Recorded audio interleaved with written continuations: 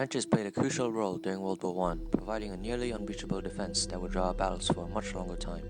Taking from days to weeks to construct, there were three types, with the fire trenches being located closest to the war front, measuring 1 to 2 yards back to front and 4 to 5 feet in depth. Nearby were the sap trenches, much smaller and narrower and generally used by sentries. Lastly, behind them were the much larger trenches, split into either travel, reserve, or support. These trenches were special ditches dug into the ground and are most commonly found on flat land. This specific trench is known as a sap trench, much smaller in size and within the general vicinity of fire trenches. In this case, these peeps would be fighting along the trenches of France and Belgium, a key trench that stopped the advance of the Germans and resulted in a long stalemate. Here we see two peeps fearing for their lives. It's so loud. When will they stop the artillery?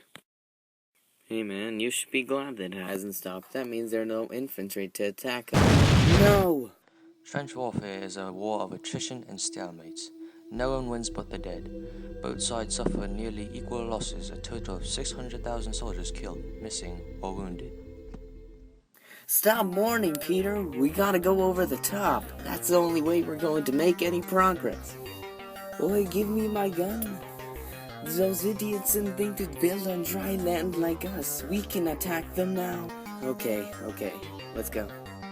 Remember to watch for mines. German trenches were often built on dry land, giving them the advantage, whereas the British were on the back foot, creating weaker trenches on much wetter land. In order to make progress, soldiers had to charge at enemy trenches through no man's land. Usually, this was an ineffective strategy, resulting in countless casualties. Hand-to-hand combat was rampant. Come on, mate, through the barbed wire, up and over. Watch those sandbags as well. Took hours to put those up. Hold on. What is that?